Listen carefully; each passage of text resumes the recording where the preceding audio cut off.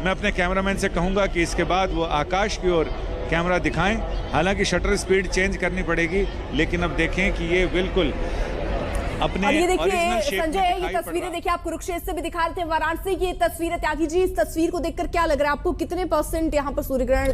I think जैसे हम कह रहे थे कि शायद 54% तक शायद मैक्सिमम होगा। 59%, हाँ 60 से थोड़ा सा कम। तो ये ऑलमोस्ट रफली 45 to 49% ऑलरेडी हो गया है। और इससे ज़्यादा शायद यहाँ नहीं होगा। ये वाराणसी की तस्वीर है। हाँ, वाराणसी की है। हाँ, तो ये शायद मैक्सिमम है। इसके बाद अब देखेंगे हम, ये घटना शुरू हो जाएगा। बिल्कुल जी।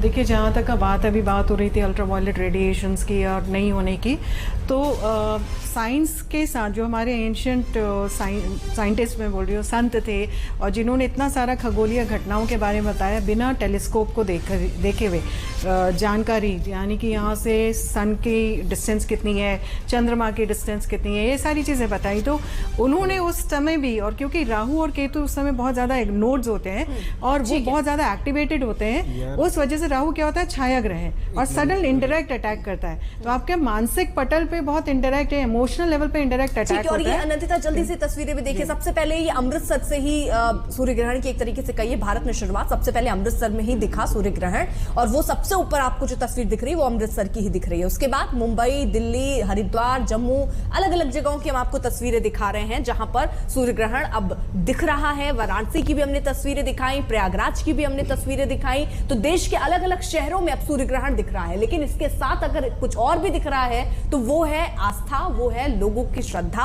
और लोग उसी श्रद्धा और आस्था के साथ गंगा में स्नान करने के लिए भी पहुंच रहे हैं। अजय जी, आप कुछ कहना चाह रहे थे? जी, इस समय विकिरण होता है, सूर्य की किरणें हो या चंद्रमा की हो, अगर हम एक गिलास पानी का रखें, उसके बाद उसका टेस्ट करें साइंटिफिक, तो वहाँ पर हमको मालूम पड़ेगा कि इसमें विकिरण हुआ है। इस तरह के टेस्ट पहले भी हुए। आने वाले 15 दिन के बाद मतलब क्या मतलब है? एक्चुअली ये थोड़ा सा कंफ्यूजन हो रहा है। मैं बता रहा हूँ मैं एक सीधा सा एक मैं आपसे बात पूछना चाहता हूँ कि सूरज से विकिरण रोज निकलता है, हमारे पास तक आता है।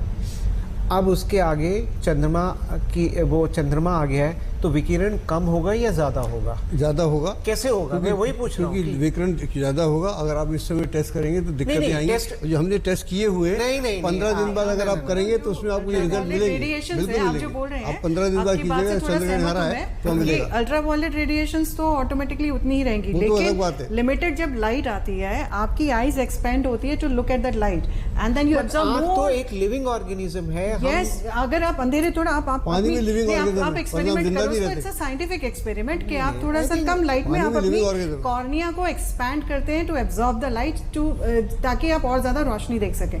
उस टाइम पे क्योंकि हम अपनी आईज की कॉर्निया को एक्सपैंड कर रहे हैं, तो हम अल्ट्रावायलेट रेडिएशन जो वो लिमिटेड आ रही है, नॉर्मल डेज में भी एंड इन डेज में भी, we are absorbing that more, उसको हम ज्यादा ग्रहण कर रहे हैं, और उस वजह से हमारी आईज में इम्पैक्ट। जो आप कह रहे थे कि नेकेड आई से, आप क्यों बोल रहे हैं नेकेड आई से? नेकेड आई से क्योंकि उसकी इंटेंसिटी इतनी ज्यादा है, आपके कॉर्निया को जला देगी। Exactly the same thing. Intensity of what rays are you trying to talk about? Intensity of ultraviolet rays. Exactly. So where are we differing? हम भी तो वही बात कर रहे हैं। नहीं, आप और मैं तो एक ही बात कर रहे हैं। गलत क्या बात? आप कह रहे हैं कि विरोधाभास वो हमारा ग्रहण के समय में अमिताभ जी के साथ विरोधाभास हो रहा है। नहीं, विरोधाभास नहीं है।